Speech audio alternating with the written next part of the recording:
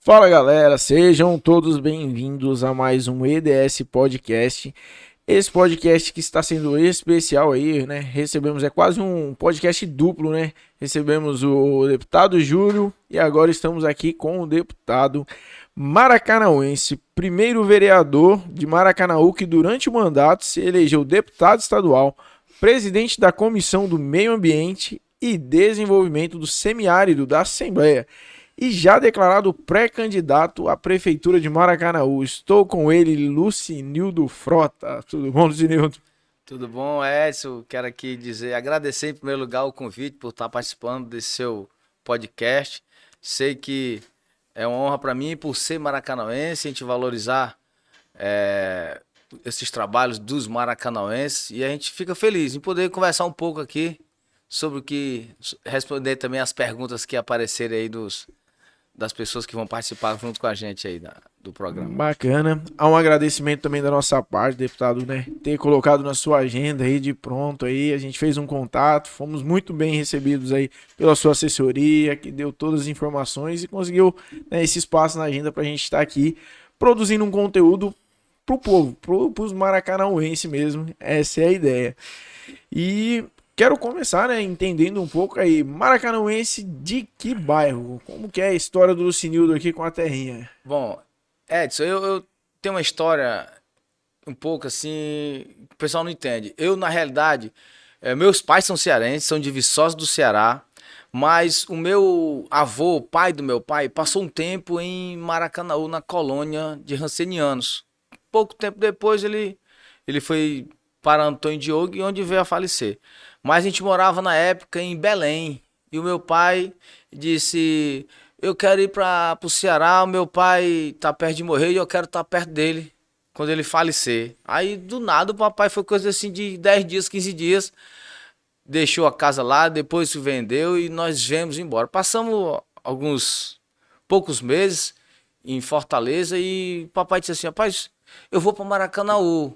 Meu pai ficou lá um tempo e a cidade foi emancipada há pouco tempo e eu vou para lá, vou procurar um terreno. Aí veio para Maracanaú desde 87, julho de 87, Edson. E desde julho de 87 nós nos firmamos em Maracanaú. Somos, na época, meu pai, minha mãe, mais 6 filhos, né? Hoje meu pai não está mais entre nós, mas todos nós moramos em Maracanaú, os filhos.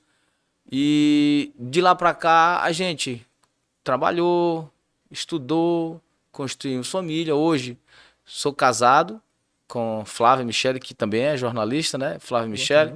E sou pai de 3 filhos, a Letícia Frota, Luiz Nobre e o Lucinildo Filho. Moramos no Novo Maracanaú desde que chegamos em Maracanaú. No Novo Maracanaú. Já são quase agora, em julho, completam 36 anos de Maracanaú. Cheguei aos 16, eu me considero um verdadeiro maracanauense, porque estou aqui há 36, é onde eu moro, é onde eu crio meus filhos, onde eu cuido da minha família e onde eu trabalhei por 18 anos como vereador e antes sou técnico em estradas. Eu sempre digo, eu não sou deputado de antes, eu dizia, eu não sou vereador. Eu sou técnico em estradas, trabalho na construção civil ainda, e estava vereador e hoje estou deputado estadual. Mas vivo o Maracanaú 24 horas, porque vou e volto para a Assembleia todos os dias, vivo o Maracanaú, moro aqui e tenho um amor por essa terra, muito grande. Bacana. E ali nos 16 anos, quando chegou, o que conseguiu aproveitar de Maracanaú? Qual era o lazer que tinha ali na juventude? Como que era a vivência aí? Pois é, isso é um caso assim, a gente sempre foi de família humilde, meu pai muito trabalhador, quando chegou montou um depósito de material de construção. E os filhos, cada um fazia uma coisa. Na época eu cheguei, tinha 16, e o meu irmão ficava no caixa, o outro ficava fazendo outra coisa, e para mim sobrou só a carroça, Edson. E fui ser carroceiro do depósito, mas cada um tinha que fazer uma coisa. Eu era muito magro na época, tinha 50 quilos, eu pensava assim, Eu lá tinha que trabalhar, né? E eu pensava assim, meu Deus do céu, eu tenho que arranjar alguma coisa pra fazer, que eu não vou aguentar isso aqui não, 50 quilos. Aí foi que enquanto os jovens da minha idade estavam lá brincando, se divertindo, eu tava trabalhando. E também tinha o meu momento de lazer, a gente ia pra praça, um local que a gente chamava de praça ali no Novo Maracanã em 87, que era só o buraco. E a gente dizia, vamos lá pra praça. Praça por quê? Porque era de frente à igreja católica. E era um local que a gente ficava lá conversando à noite, batendo papo. Com pouco tempo depois a praça foi construída. Com pouco tempo depois eu passei na antiga Escola Técnica Federal do Ceará. Aí eu saía da carroça e ia para a escola técnica. Saía da carroça e ia para a escola técnica. Quando eu tive a oportunidade de conseguir, fui ser bolsista da Secretaria de Finanças em Fortaleza. Aí eu disse, papai, eu não vou poder mais ficar na carroça. Eu vou ser bolsista, estagiário lá na Secretaria de Finanças de Fortaleza. Mas a partir de hoje eu pago a água e a luz lá de casa. Aí já a menina disse, mas cada um tinha que trabalhar para fazer para poder contribuir com a casa, né? A rima de família. E graças a Deus, meu pai, muito trabalhador, se foi mesmo por conta desses cigarros, que eu abomino totalmente essa questão desse vício, que já tem levado muita gente, mas ele não tinha não era letrado, mas os ensinamentos que ele deixou foi de sempre muita garra, trabalho. Isso eu tenho orgulho. Mas entrei na escola técnica, depois concluí o curso de estradas, trabalhei em várias construtoras grandes. E o que eu aprendi lá na escola técnica não só me formou um profissional na área da construção civil, mas me formou um cidadão, me preparou para a vida. E o que eu ouvi de uma vez de um professor lá de mecânica dos solos, quando eu estava terminando o curso, Edson, eu falei, professor, como é que está o mercado de trabalho para o técnico em estradas? Ele olhou para mim e disse, Lucídio, não se preocupe como é que está o mercado de trabalho para o técnico em estrada. Se preocupe em ser bom, se preocupe em ser o melhor. Se você for o melhor, você se dá bem na vida. Tudo que você vai fazer, pense nisso. E, graças a Deus, eu sempre arranjei bons empregos, sempre procurei fazer o melhor, sempre procurei me destacar nas empresas e me destaquei. E decidi entrar na política por influência de amigos. E por aí foi. E quem que chegou primeiro, a política ou o empreendedorismo? Que você também tem uma veia empreendedorística, empreendedor na família, né? Eu empreendi, eu hoje, quando eu saí da escola técnica, eu comecei a trabalhar em algumas empresas e já tive algumas empresas, trabalho na construção civil também, eu tenho uma empresa que ainda tem meu nome, é Construtiva e Serviços Limitada, eu pego serviços particulares. Em um dado momento da minha vida, estava trabalhando, inclusive prestando serviços lá no Porto do Pecém para a empresa que construiu o porto na época, Andrade Gutierrez, e a minha empresa prestava serviço para ela. E eu sempre gostava de ajudar as pessoas, e não pedia nada em troca. Às vezes tinha caminhão, fazia, o pessoal, dá pra fazer uma mudança, fazer não sei o quê. Eu sempre gostava, eu fazia uma curva grande, Edson, para dar uma carona para uma pessoa, me sentia bem em ajudar. Quando eu ajudava, eu me sentia melhor do que aquela pessoa que estava sendo ajudada, porque é uma coisa do cidadão, do ser humano que quer ver o bem do próximo. Você ajuda, você não mede esforço para ajudar. E eu não tinha interesse de entrar na política, por isso que eu sempre trabalhei, sempre gostei de colaborar, sempre tive uma visão sempre olhando para o futuro. Eu não olhava só hoje, sempre olhava para o futuro. E foi então que um amigo meu, vários amigos, eu sempre gostava de ajudar. Meu pai nunca foi político, eu nem nunca tinha me candidatado a nada, mas eu sempre gostava de me envolver nos trabalhos comunitários. Chegava um candidato que dizia, nós tínhamos um candidato a vereador lá no bairro, que eu ajudei ele, e a gente ajudava um, ajudava outro, e a gente sentia falta de um representante realmente que se preocupasse com todas as áreas, preocupasse com o bairro, com o posto de saúde, que estivesse próximo, ouvisse. Foi então que uns amigos me incentivaram a entrar na vida pública. Eu, a princípio, não queria. Eu disse, não quero. Inclusive, tem alguns amigos que também podem assistir o podcast e eles vão confirmar o que eu estou dizendo. O Patrício, o Samarclay, o Paulão, o Lucívio, vários outros amigos que me incentivaram a entrar na política. O Daniel. Eu disse, não, eu não quero. Vamos escolher qualquer um de vocês que eu apoio do mesmo jeito, mas eu não quero entrar. Aí foi até que eles insistiram, não, tem que ser você. Aí eu decidi entrar na vida pública. Disputar minha primeira eleição em 2004. 2004. Quer dizer, você era uma liderança no seu convívio social, ajudava as pessoas, mas não tinha essa visão política. Então os amigos te olhavam como você é o político da turma. Foi, exatamente. E eu disse, não, eu quero ajudar você, mas eu não quero ser candidato não. De tanto eles insistirem, aí eu peguei corda. Peguei, entrei, e eu lhe juro, quando eu disputei a primeira eleição, me lembrei da frase que o professor me disse, lá em 91. Procure ser bom, procure ser o melhor. Aí eu procurei fazer de tudo correto, não me fantasiei, não me maquiei. Eu procurei ser o Lucinildo, amigo de todos, e procurei estudar como é que era uma campanha política, procurei estudar o que precisaria para eu poder ganhar a eleição, procurei um partido, procurei outros aliados e em 2004 eu fui dizer, pode ter certeza, eu fui um ponto fora da curva. Jamais o pessoal da política no momento imaginaria que eu ia ser eleito. Imaginei que eu ia ser eleito. Porque é um cara que nunca tinha disputado eleição, que não era da política, que era só do Novo Maracanaú. Minha campanha foi basicamente feita no Novo Maracanaú. Você foi a zebra da vez, a então. A zebra da vez ali. A zebra da vez. A zebra da vez eu considero que nós não tínhamos sido candidatos. Eu e na época também o vereador Demir Peixoto. Que o Demir ajudava um vereador, que era uma pessoa muito próxima dele, já fui coordenador de campanha dele, e eu tinha ajudado um vereador na eleição anterior, junto com os amigos. E eu fui candidato, ele foi candidato, eu não o conhecia.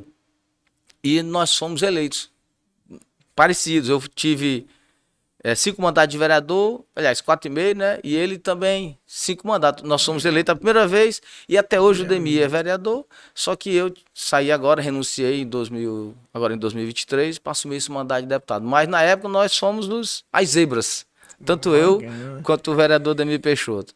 E você entrou na política e aprendeu lá dentro a ser político, a fazer a política, né? Não teve nenhum estudo antes, nada. Foi algo na lida mesmo do dia a dia. Foi o que eu lhe disse há pouco. Eu procurei sempre aquele ensinamento que eu tive na escola técnica de levar para a vida toda. E eu procurei ser o melhor. Procurei fazer tudo da melhor forma. Não que eu fosse o melhor, mas eu procurei fazer da melhor forma. Procurar fazer com o máximo de perfeição. Ninguém é perfeito, mas a gente procurar sempre ter uma qualidade. E eu procurei estudar, li muito regimento interno. Poucos... Aliás, as pessoas sempre diziam, os que passaram pela Câmara, todo mundo dizia, quem entende o regimento interno na Câmara Municipal é o Lucinildo. É o Lucinildo e outro, mas porque eu procurava estudar, procurava entender, para não ser um que passasse pela Câmara e sem saber como é que aprova um projeto de lei, o que é um requerimento, o que é uma lei orçamentária anual, para que serve um LDO, para que serve um PPA, entendeu? Eu procurei... Foi atrás da parte técnica também, né? Para poder colaborar com o município, porque eu não queria só estar vereador, eu queria colaborar com o município para poder a gente, quando deixar de ser vereador, ser pelo menos lembrado por alguém que colaborou. Entendeu? Esse é o nosso propósito. E essa relação partido? O mesmo partido que você iniciou lá, está até hoje? Não. Houve alguma mudança? Como que é essa relação com o partido? Partido, eu sempre falo que partido é uma coisa muito complicada para você entrar. Não que você não tenha identidade com o partido, é porque às vezes o partido, muitas pessoas se agem como proprietários do partido. Não estou falando aqui de nenhum dos presidentes de partido, mas às vezes é muito difícil você se manter num partido quando você não tem segurança total da permanência, entendeu? O seu pensamento é um, de repente o pensamento é outro, tem outras pessoas que pensam diferente de você, e é um pouco complicado. E o primeiro mandato que eu fui eleito pelo PTN, e você está num partido com vários companheiros que na realidade depois, em vez de ser parceiros e companheiros, se tornam depois concorrentes. Fui eleito do PTN, eu Aí os outros, para a eleição seguinte, os candidatos não querem mais disputar porque você já é vereador, aí quer sair do partido. Em 2007, que antigamente era um ano de filiação partidária, eu bem dizer, fiquei sozinho no partido com o presidente municipal. Aí foi uma hora que ele chegou, Lucio, se tu ficar no partido, não vou conseguir montar, é melhor você sair. Aí eu, bem aberto com ele na época, aí eu disse, tá certo, então eu vou ter que sair para procurar um partido que possam disputar. Porque quando você tem mandato, os candidatos, como eu falei agora, não querem disputar com você. Os candidatos que não têm mandato, que têm um potencial de voto menor. Eu tive que ir para um outro partido. Aí nesse outro partido, não. Vão acontecendo. Tanto que eu disputei 2004 por um, 2008, 2012 eu fiquei no mesmo partido, que é o Partido Verde.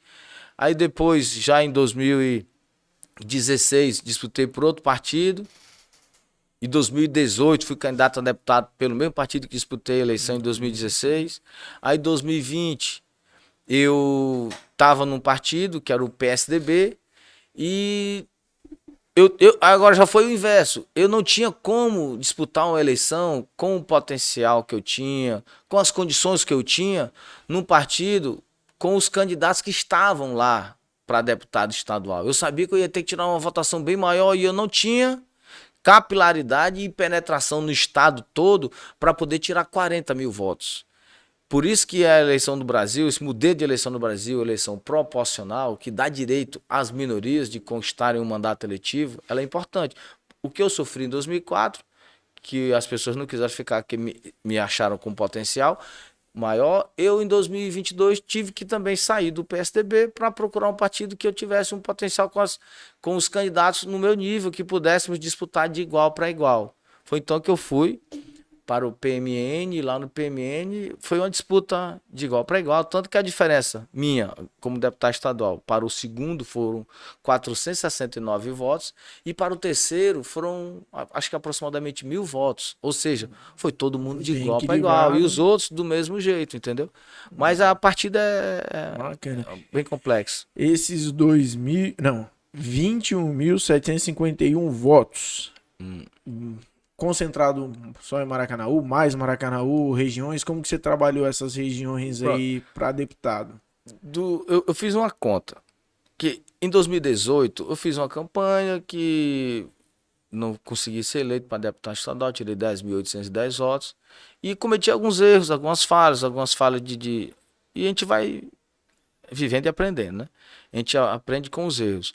E eu decidi que nessa campanha agora eu não ia me afastar muito de Maracanaú. Era uma campanha de deputado estadual, mas eu tinha que ser bastante objetivo se quisesse ganhar a eleição. Meus recursos financeiros eram pequenos, o que o partido ia me oferecer era pouco. E a gente tentou otimizar tanto o capital político quanto o recurso que nós tínhamos. Eu não tinha como ir para muito longe que eu ia deixar o Maracanã desassistido. E por eu morar em Maracanã há 35 anos na época e estar com 18 anos de mandato de vereador, eu sabia que a minha penetração seria bem maior em Maracanã e na região metropolitana. Foi então que nós decidimos. Concentrei a campanha nos municípios da região metropolitana e fui até o maciço do Baturité, no município de Redenção, que tive o apoio do meu amigo que eu conquistei, o prefeito Davi Benevides, como também fui ali até Aracoiaba, do amigo Tiago Campelo, que é o prefeito, e seu irmão Jonas, que me deu um apoio lá, e os amigos.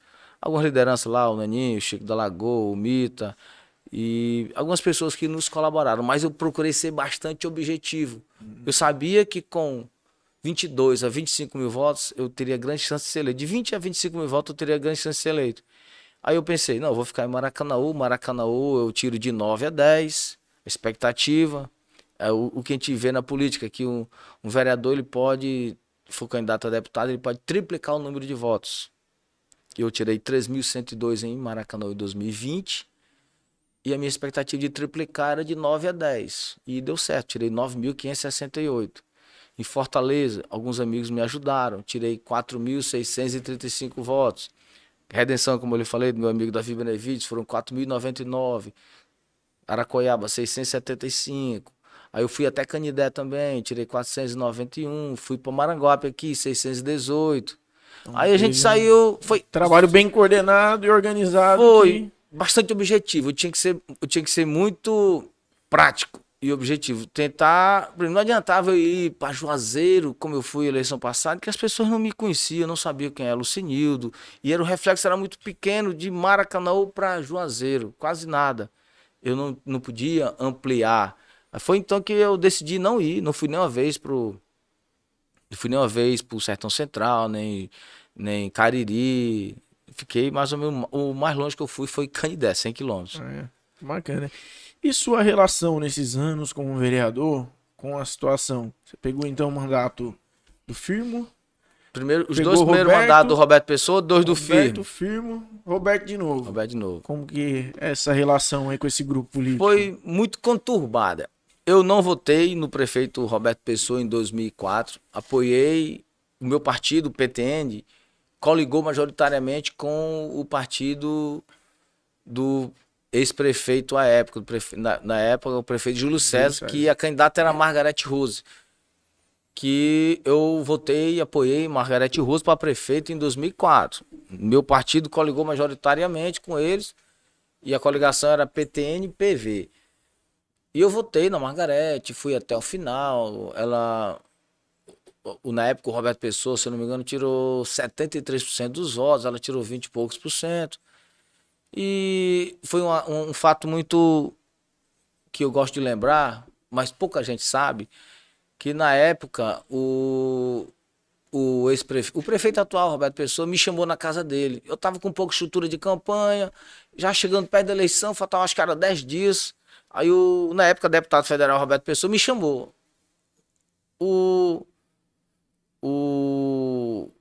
meu cunhado à época trouxe um recado, queria me levar lá. Eu disse: o que é que ele quer falar comigo? Faltam 10 dias para eleição, mas eu vou lá para saber o que é.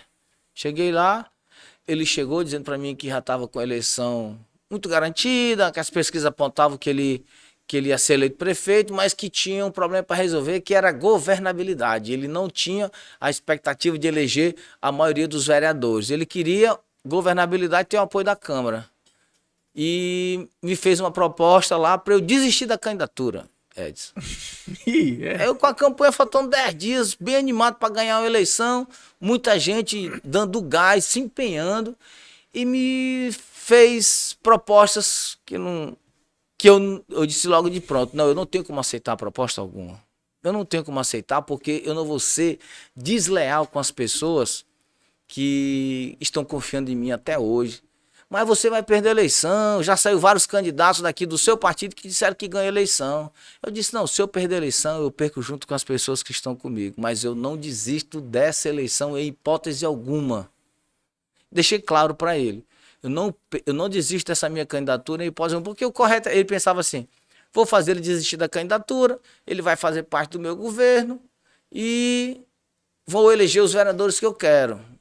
Aí passou um filme na minha cabeça, eu disse: não posso fazer isso. Não posso aceitar proposta alguma, até porque minha primeira eleição que eu estava disputando, se eu perdesse, é porque Deus quis que eu perdesse. Mas eu disse para ele: se eu perder, eu perco disputando. Eu vou perder a batalha lutando. Mas eu disse para eles: mas eu vou ganhar a eleição. O que você está dizendo, os outros candidatos também estão dizendo. Mas eu sei o que eu estou dizendo, eu vou ganhar a eleição. Aí, passou a eleição, ele me chamou para conversar, eu já eleito. Aí ele me deu um abraço e disse: rapaz, eu ia tirando sua eleição. Eu disse: não ia tirar, porque eu não desistia. Não tinha como tirar, entendeu? Aí de lá para cá, e ele me chamou para apoiar a gestão. E eu disse: prefeito, eu tenho prioridade no meu mandato, que é atender às demandas da população. Eu quero que você atenda os meus pedidos para os bairros, os meus requerimentos. E ele disse: conte comigo. E eu fui fazer parte do governo. Teve aquelas indicações políticas e tudo que são normais, que quando você ajuda a eleição, você ajuda a administrar, e tem aqueles cargos, né, que você recebe. Mas sempre em primeiro lugar, isso não era prioridade. A prioridade minha era ele atender as minhas solicitações, porque eu sabia que o vereador é muito limitado nas suas atribuições. Ele cobra, ele faz projeto de lei, ele fiscaliza, mas os pedidos tem que ser atendido pelo executivo, um requerimento, que você solicita uma drenagem, uma pavimentação, uma melhoria para um bairro, o vereador, ele é a porta de entrada dos pedidos. Você está muito próximo da população, é você quem escuta as demandas da população, é um esgoto que está a céu aberto, é uma rua sem pavimentação, é iluminação, é um posto de saúde sem remédio. A população está nas ruas, o vereador está nas ruas. E o vereador é aquele elo entre o munícipe e o executivo, que é o prefeito. E eu sempre fiz isso. E o que eu pedi a ele foi que ele atendesse às nossas solicitações. E iniciamos uma parceria em 2005. Bacana. E... Que depois em seguida, tivemos aí... Os mandatos do firme. Não, em seguida, foi 2005, em 2006 tivemos um distanciamento. Quando ele pediu para eu apoiar um deputado federal, mas durante o mandato, primeiro mandato dele, primeiro e segundo ano, ele sempre dizia, recebi um caminhão virado do ex-prefeito, não está dando para fazer nada, e não tem como eu resolver isso, e o município parou o ano de 2005 e até o meio do ano de 2006, pode-se dizer até o final do ano de 2006, a história diz, o município não aconteceu nada, era só o básico, limpeza de rua e tudo, mas não aconteceu nada que a população visse de uma mudança que finalizou um ciclo de 20 anos da época do ex-prefeito Júlio César, não houve mudança. E foi então que quando foi em 2006 ele lançou uns candidatos e eu comecei a me inteirar, comecei a estudar a política. Eu comecei a estudar? Eu vi que o município não se mantém com seus recursos próprios, ele se mantém com recursos federais e recursos do Estado, através do Orçamento Geral da União e Orçamento Geral do Estado. E eu pensei, eu tenho que ter um apoio de um deputado federal que possa trazer recursos para Maracanaú e atender as demandas que a população está me cobrando. Na época eu tinha lá uma drenagem do bairro Coqueiral, drenagem de pavimentação, que era o bairro, eu moro no Novo Maracanaú, e a época, em 2005, o Coqueiral do lado era um contraste total. O Novo Maracanaú tinha água, esgoto, calçamento e algumas ruas asfaltadas, e o Coqueiral sem nada, sem esgoto, esgoto a céu aberto, drenagem não tinha, pavimentação muito pior, e eu tinha aquele contraste, era a 100 metros da minha casa. Aí o que eu pedi? Eu pedi muito para ele alguns benefícios, entre elas a drenagem do Coqueiral, Praça do Novo Maracanã, a reforma, urbanização da Lagoa do Novo, alguns alamentos no Jereissati e vários outros benefícios que o prefeito não pôde atender nenhuma, porque ele dizia que tinha recebido um caminhão virado. Foi então que eu disse para ele, eu preciso que esses meus pedidos sejam atendidos, para eu ter coragem de sair nas ruas pedindo voto para os candidatos.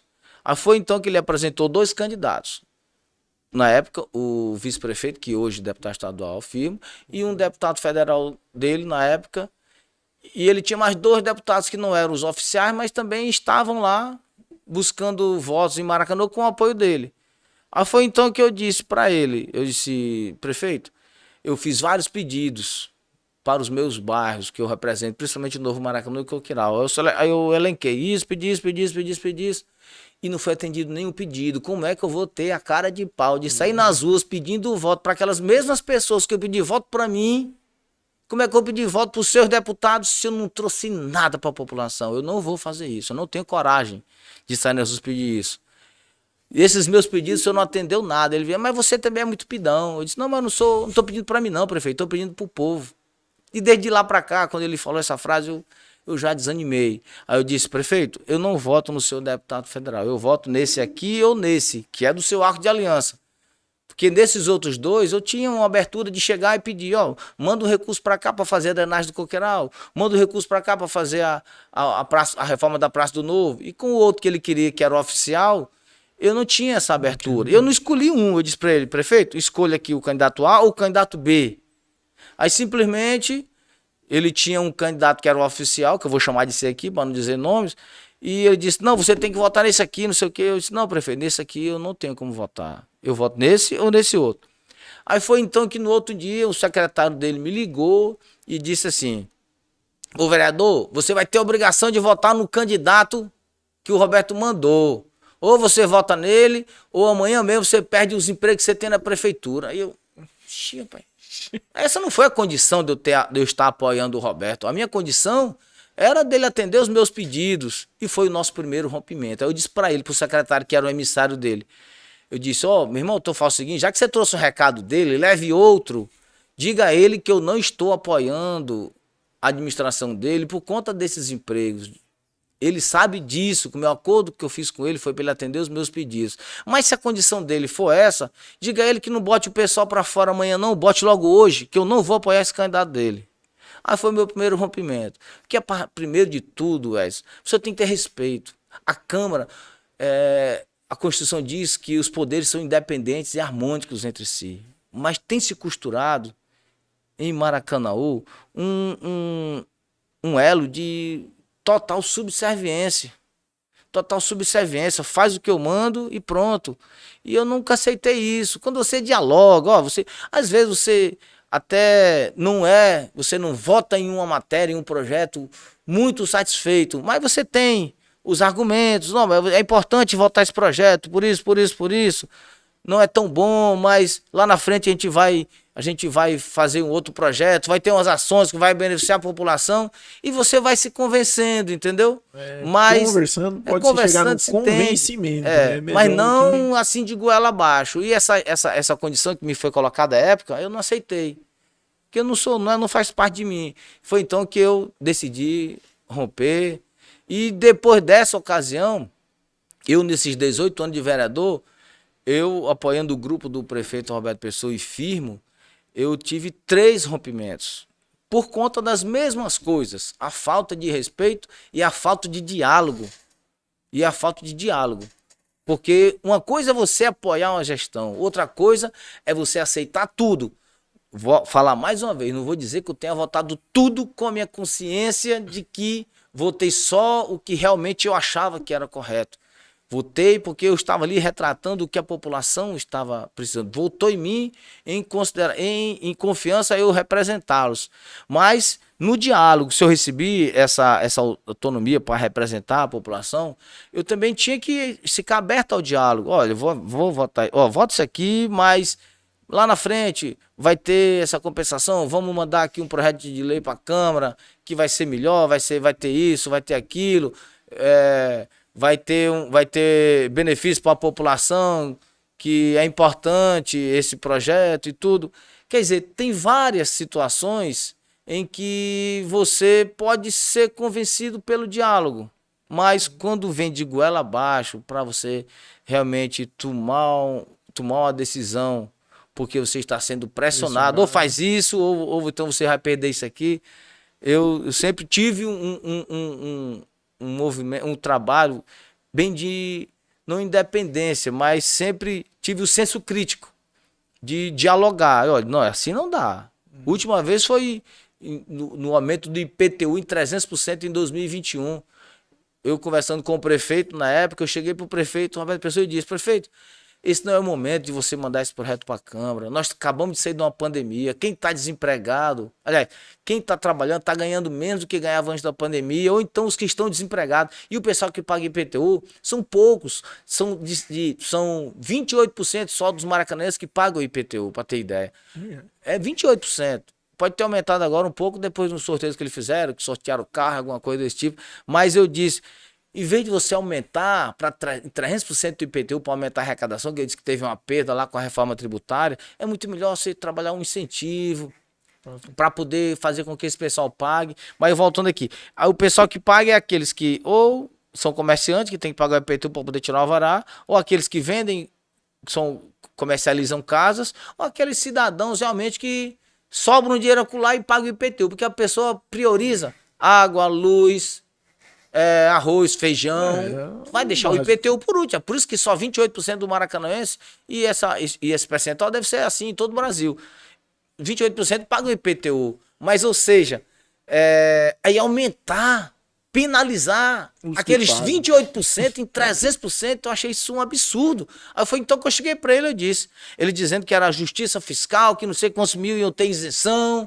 e eu disse: prefeito, senhor me desculpe, mas o que eles não fizeram política de justiça fiscal nenhuma, eles fizeram uma conta de multiplicaram por 3. Não é justo que quem mora no Jardim da Serra tenha a mesma alíquota de quem mora no Alto da Mangueira.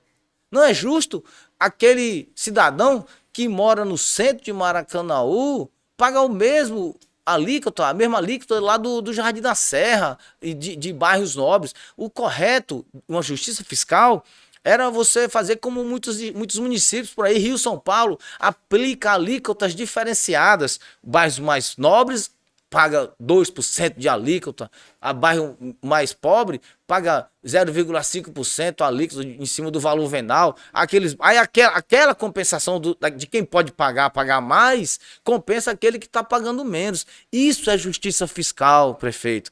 Disse, você está muito entendido. Eu vou lhe colocar como secretário de Finanças. Aí eu fiquei pensando assim, poxa, será que o prefeito acha que para ser vereador não pode entender de nada? Aí voltando ao que eu lhe disse agora há pouco, eu fui bolsista da Secretaria de Finanças em Fortaleza. Eu disse, prefeito, eu estou falando aqui como vereador, mas também estou falando com uma pessoa que entende que o que fizeram aí foi simplesmente uma conta de multiplicar, prefeito. Não é preciso ser secretário de Finanças para que possa resolver isso aí, não. Basta ter visão do outro. Não é justo, prefeito. É um cidadão que passou a vida inteira para construir uma casa para morar, que é aposentado, que quando recebe uma ordem da justiça, dizendo assim, em outras palavras, ou você paga o IPTU, ou então você vai perder sua casa. Eu cheguei pro Roberto Pessoa e disse, ou você paga o seu IPTU, ou perde a sua casa, porque tem ordem da justiça. Quando o valor que é dos últimos 5 anos, fora da dívida ativa, que tem até um valor de R$12.000, passou de R$12.000, eles mandam para a justiça. E vem essas cartas da justiça. Ou vários maracanães já receberam essas cartas. Aí ele olhou para mim e disse, não acontece isso não. Acontece, prefeito? Ligue pro seu secretário de Finanças. Aí ligou. De fato acontece, mas é a justiça que manda. Sim, a justiça manda, mas quem manda cobrar é a prefeitura. Ou seja, não é justo 300%. Vai muita gente entrar nesse meio. Deve ter muitos maracanãenses que receberam o seu IPTU em 2022, Edson, com valores absurdos. Mas que eu questionei com ele, não mande esse IPTU, não mande esse projeto para aumentar esse IPTU. E ele mandou. E foi aprovado. E quem está pagando a conta é o povo. Ou seja, nós podemos ser aliados, mas temos que ter o senso crítico. Por isso que eu decidi, eu tinha que dar um basta nisso tudo. Foi então quando eu questionei, Edson, se tiver alguma pergunta para fazer... Eu tô tendo uma aula de política aqui. Espero que a galera que acompanha o EDS Podcast consuma muito esse conteúdo, porque muita coisa que você tá falando aqui não era do meu conhecimento, eu não vivo muito essa política, mas tô achando muito interessante, então continue. Tá certo. Tem outras perguntas aqui, mas né, a gente já... E vindo para 2022, Edson, eu, aliado do prefeito atual... E eu via, não só eu, mas outros vereadores, que eu não vou citar nomes dos vereadores, mas não comprometeram, mas muitos não estavam concordando com o que estava acontecendo em Maracanaú. Muitos maracanauenses que poderiam ter oportunidades na administração pública, na iniciativa privada, e não vão para a iniciativa privada porque não tem política de capacitação dos maracanauenses. Capacitação e profissionalização não tem. Aí as pessoas que vão trabalhar ou se dão um jeito para fazer que nem eu, ir para a Escola Técnica Federal do Ceará, e hoje, graças a Deus, tem o IFCE em Maracanã, graças ao presidente Lula, mas muitos não tinham essa oportunidade. E o que faz? Vão para as empresas trabalhar pagando os menores salários, porque o que é de salário melhor das indústrias de Maracanaú, do comércio, fica para as pessoas de fora, porque em Maracanã não tem política de profissionalização e capacitação. E os empregos públicos... O recurso de Maracanaú é um município rico, mas infelizmente com a população que precisa de demandas básicas. 1,4 bilhão, o orçamento do município em 2023. Mas em 2022, não só eu, como vários vereadores, estávamos muito revoltados com o que estava acontecendo em Maracanaú. Vim para cá um programa Qualifica, que foi trazido para a Câmara Municipal, Edson, como se fosse o maior programa de qualificação profissional do Brasil. Quando, na realidade, foi uma maquiagem que mandaram para a Câmara, dizendo que ia trazer os maracanãenses para se capacitar, para ganhar uma bolsa. Mas não tinha capacitação, Edson. Era simplesmente, eles demitiram as pessoas dos contratos temporários, demitiram as pessoas das escolas, que era da empresa Congregação, que tinha direito tinham todos os direitos trabalhistas, férias, 13º, tudo, e demitiram essas pessoas da Congregação e dos contratos temporários e botaram no Qualifica.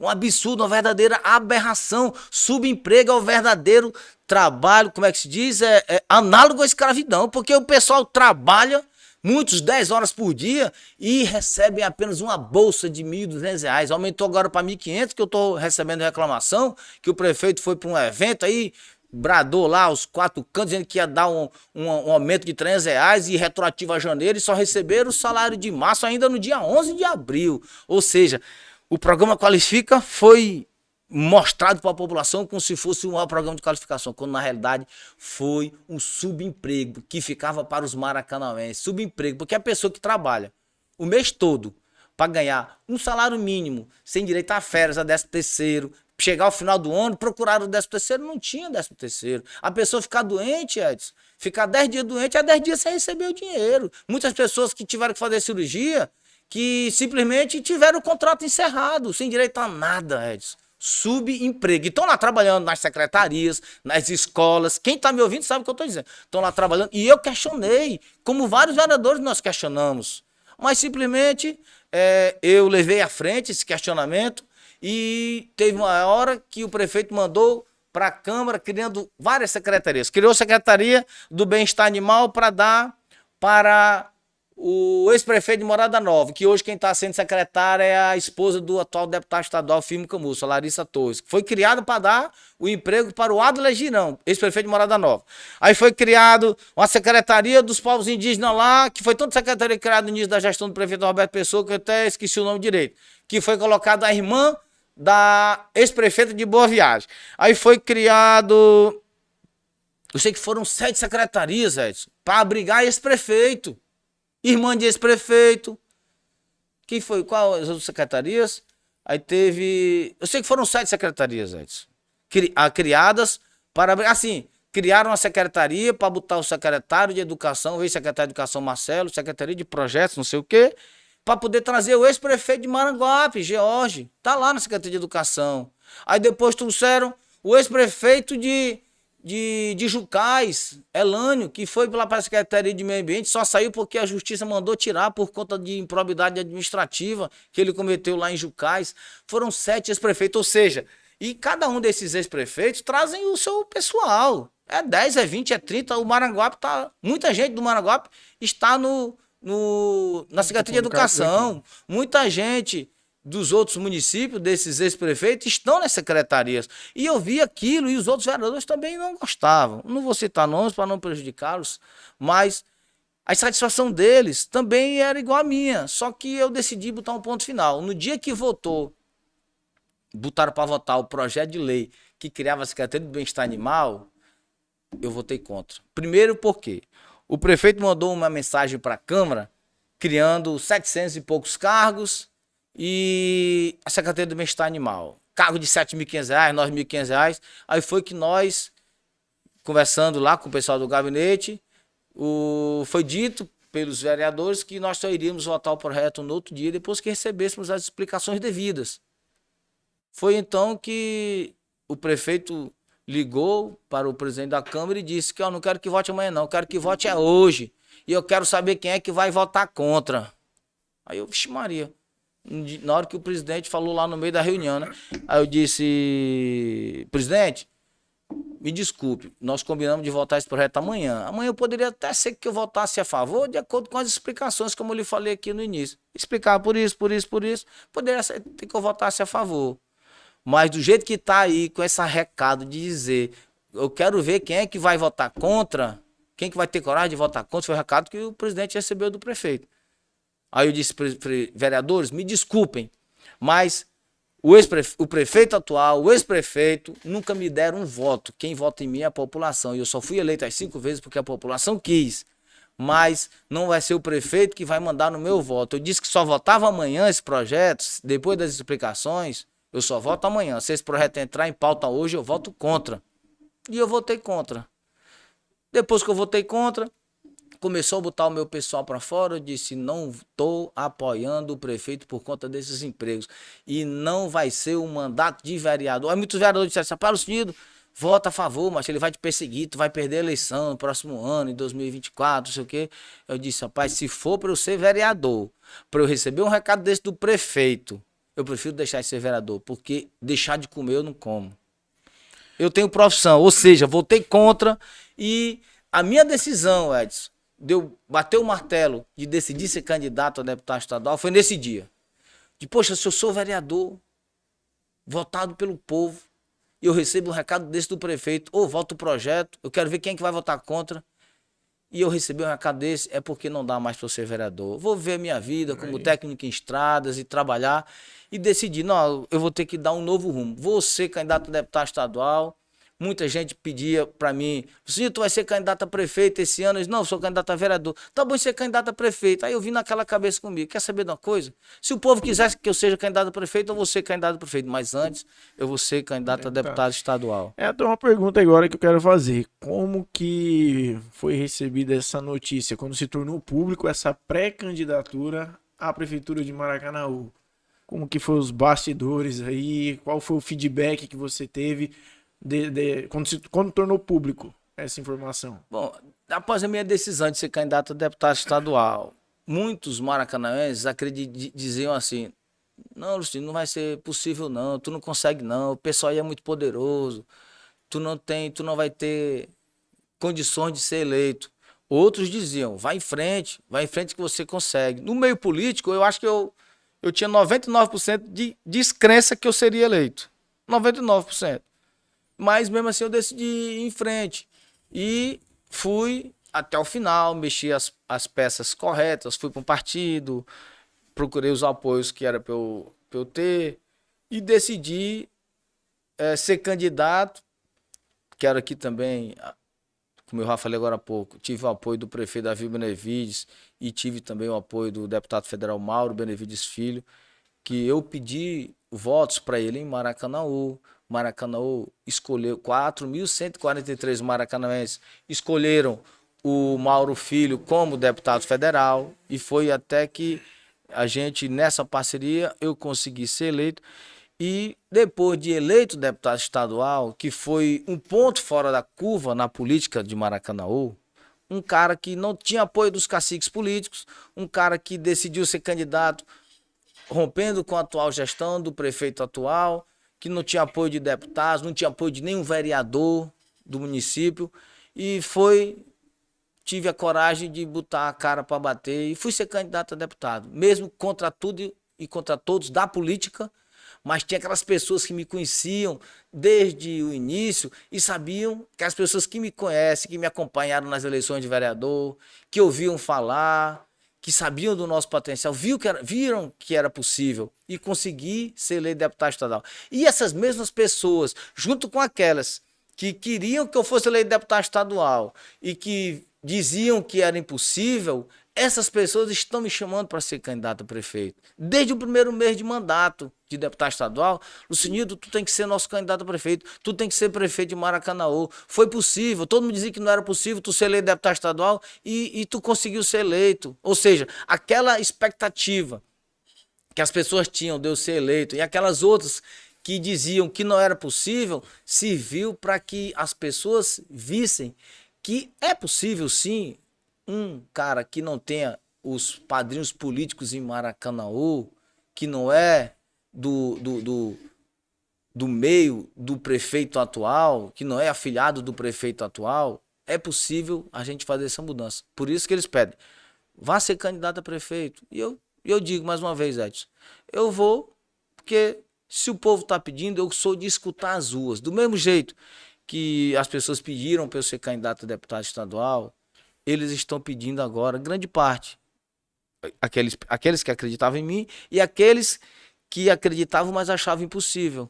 Aí estão pedindo para eu ser candidato, não sou unanimidade, não vou dizer para você que agradei a todos que votaram em mim, porque é humanamente impossível, a gente não consegue agradar a todos, mas eu procuro fazer de tudo. Eu tenho defeitos, como todos temos, eu tenho defeitos, tenho minhas falhas, mas eu sempre procuro acertar, mas sempre no diálogo, conversando. E esse chamamento para ser candidato a prefeito, eu aceitei e lancei a pré-candidatura. Sou pré-candidato a prefeito de Maracanaú, com muito orgulho, da cidade que eu moro há 36 anos, da cidade que eu aprendi a amar, da cidade que eu crio meus filhos, da cidade em que minha esposa trabalha, minha filha trabalha, que meus irmãos trabalham, que os meus amigos também trabalham e moram. Essa é o propósito. Eu tenho muito ainda por fazer por Maracanaú. E se a população me der a oportunidade, a gente vai procurar fazer de tudo melhor. Uma análise sua sobre esse momento que existe uma discussão muito grande sobre nomeações. Tem que ser pessoas técnicas, tem uns cargos que são de confiança, que é o amigo. Na sua visão, as pastas de Maracanaú são pessoas técnicas capacitadas ou não são? E se você, né, como que você avalia? Se você acredita que precisa ser pessoas técnicas ou se dá para se trabalhar com pessoas que são bons articuladores políticos, por exemplo? Não, eu tenho algumas pastas que tem pessoas capacitadas, mas é de contar nos dedos, Edson. É de contar nos dedos. Eu fui um crítico muito grande da indicação do ex-deputado federal Capitão Wagner para a saúde. Saúde não é uma coisa de brincadeira. Saúde, a pessoa não precisa ser um médico, não precisa ser da área, mas tem que ter capacidade de gestão. Se você é um empresário, você administrou sua empresa, você tem o mínimo de experiência de gestão. Você pode muito bem ser um gestor público.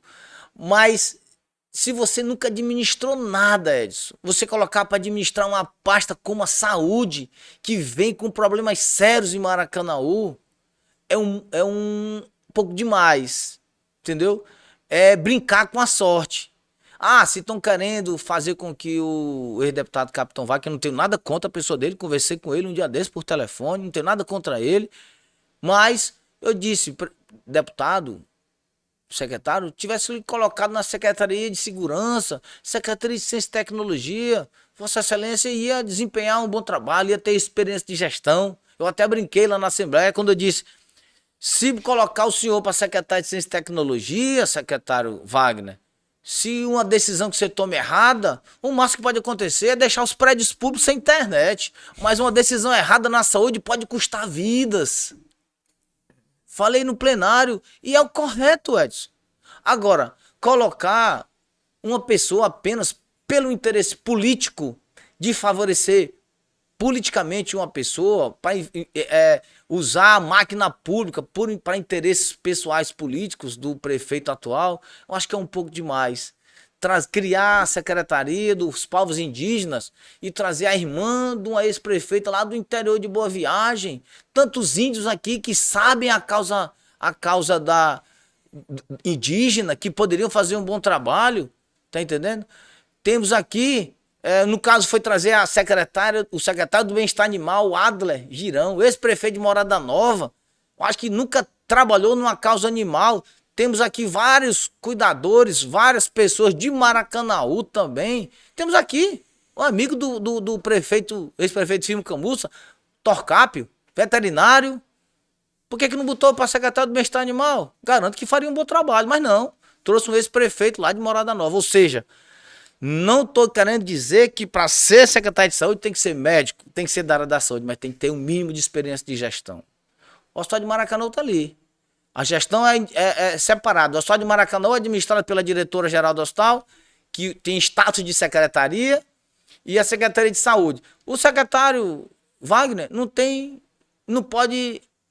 nenhuma ingerência lá no Hospital de Maracanaú. Quem manda lá é a diretora-geral. Ou seja, já começa errado daí.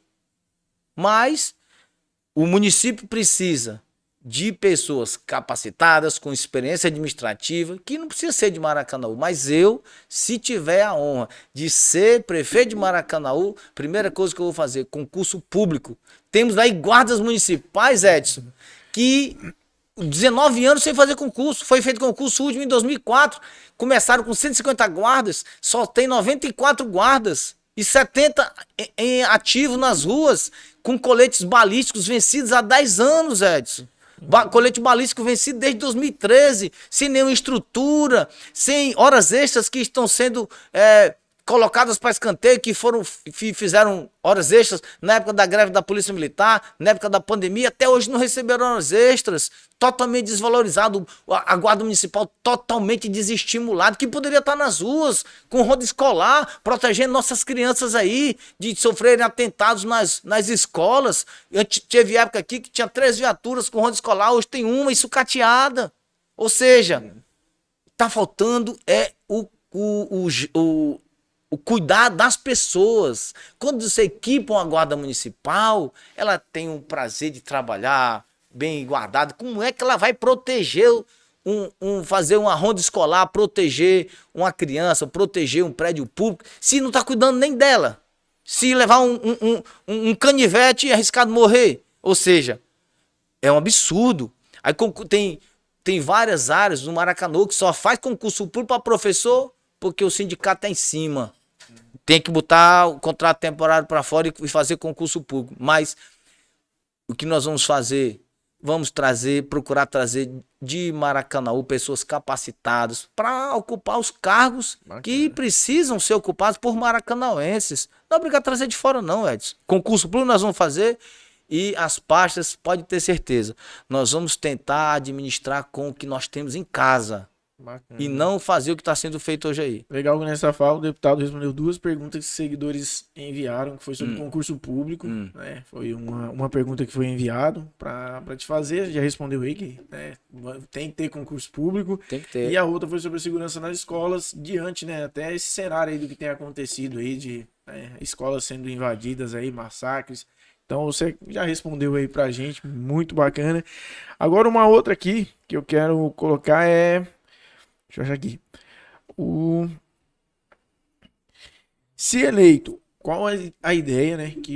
Qual a proposta que o candidato traria para fazer com que os maracanauenses trabalhassem em Maracanaú, não precisasse sair para trabalhar em Fortaleza? Você falou ali um pouco da capacitação aí no começo, mas como gerar mais emprego dentro de Maracanaú para não haver essa necessidade do maracanauense estar saindo para trabalhar, né, nas cidades vizinhas?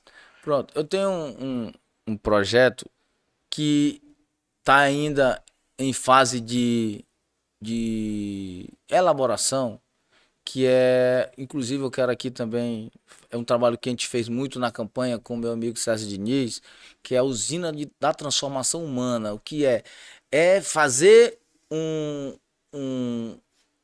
relatório, um raio-x das pessoas de Maracanaú, a aptidão de cada um, capacitar, profissionalizar, ver o que é que o mercado de trabalho de Maracanaú está precisando, que absorve, as indústrias. Eu conheço vários empresários que trazem pessoas de fora não porque querem, é porque Maracanaú não tem mão de obra qualificada.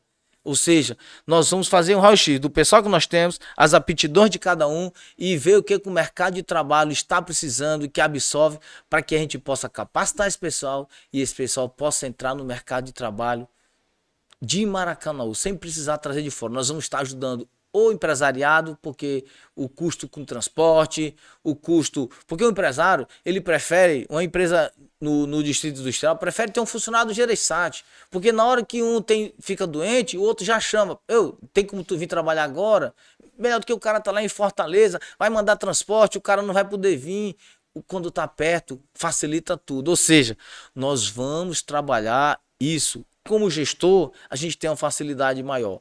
Como deputado estadual, a gente vai elaborar projeto de lei, vai tentar sensibilizar o governador. Quero aqui também dizer da sensibilidade do governador em relação a isso, mas nós precisamos, enquanto gestor, ter esse raio-x para que a gente possa fazer com que os maracanauenses venham para o mercado de trabalho de Maracanaú e não fique apenas com os salários mais baixos, que fique com os salários altos. Porque o maracanauense, o recurso de Maracanaú, tem que circular em Maracanaú. Que se o dinheiro circula em Maracanaú, o comércio vende mais, a indústria fabrica mais porque vai vender mais, ou seja, a economia do município vai melhorar muito. Tem que ter essa política de valorização local. Bacana. Como que é essa sua relação com o governo, o Mano e os seus aliados? Pronto, o governador, eu estou vendo que ele tem feito um trabalho, não tem medido esforços para poder, junto com a Assembleia, trabalhar para que o povo do estado do Ceará tenha melhores condições. Tem vários projetos que foram enviados para a Assembleia, alguns polêmicos, outros não, mas o projeto que ele mandou para a Assembleia, que foi o programa para diminuir as filas das cirurgias e dos exames, foi aprovado já pela Assembleia. Também foi aprovado pela Assembleia o projeto para poder erradicar a fome no estado do Ceará. E aqui eu também quero parabenizar o nosso presidente da Assembleia Legislativa, deputado Evandro Leitão, que a mesa diretora mandou um projeto que foi votado no plenário da Casa por unanimidade para equipar locais nos municípios com baixo índice de desenvolvimento humano de cozinhas industriais, que vai fornecer as cozinhas, vai fornecer os alimentos para que a gente possa, enquanto Assembleia, também ajudar a erradicar a fome no nosso estado. O governo Elmano só está com 100 dias, mas já mostrou, com as atitudes, mostrou para que veio. É um governo que está olhando para a classe mais pobre. Hoje aprovamos aí na Assembleia o piso salarial de 14,95% para os professores. O projeto foi um reajuste escalonado, mas esse ano de 2023 foi garantido os 14,95%. Como também, semana passada, nós votamos o projeto para o piso salarial dos agentes comunitários de saúde, que são do estado do Ceará, que são mais de 4 mil agentes comunitários de saúde. Ou seja, o governo Elmano de Freitas está mostrando que está cuidando das pessoas. Por isso esse é o nosso trabalho de estar apoiando ali o governador Elmano de Freitas por conta dessas ações que ele está tendo no estado do Ceará. Agora, para a gente encerrar, a pergunta mais feita pelos seguidores, a possibilidade de uma aliança Julinho e Lucinildo para a candidatura? Com certeza. Nós conversamos, inclusive semana passada, porque como o Maracanaú não tem segundo turno, se tivesse segundo turno, era nós lançarmos os nomes e a população ia decidir. Julinho, Lucinildo, Junho Mano, que também lançou pré-candidatura, meu amigo Daniel Baima, que também é pré-candidato, foi candidato a prefeito eleição passada pelo PT, e é natural que seja candidato agora, mas que também, tive conversando com ele ontem, eu acredito que ele venha para esse arco, para essa união de forças de oposição contra o grupo atual do prefeito, porque se nós nos dividirmos, favorece a situação, porque já que eu não tenho segundo turno, eu tiro um percentual, o Julinho tirou outro percentual, o Daniel tirou outro percentual, o Júnior Mano tirou outro percentual, e o Roberto Pessoa fica nadando em mares leves, né? Fica tranquilo. E a oposição se unindo, tirando um nome que a população escolher como o nome melhor para ganhar a eleição, a gente tem mais chance. Eu não tenho nenhum problema de, se o Julinho tiver melhores condições para ser o candidato a prefeito, de eu apoiá-lo. Eu quero que seja feita mudança em Maracanaú. Do mesmo jeito que esse acordo foi eu, Julinho, Junho Mano, e também estamos convidando o Daniel Baima, o nome que tiver melhor terá apoio dos demais. Se eu tiver melhor condição, mais intenção de voto, menor rejeição, mais capacidade de agregar, de mais condições de ganhar a eleição, eu serei o candidato, apoiado pelos outros. Porque a gente fazendo isso, a gente vai estar disputando de igual para igual com o atual grupo político que domina o Maracanaú. Se a gente dividir, a gente vai favorecer a ele. Em outras palavras, eu acredito que o que importa para nós é fazermos a mudança. Fazermos a mudança, mudar o que está aí, dizer que nunca foi feito nada por Maracanaú, por esse atual grupo político que está aí, eu vou estar mentindo. Muitos avanços tiveram.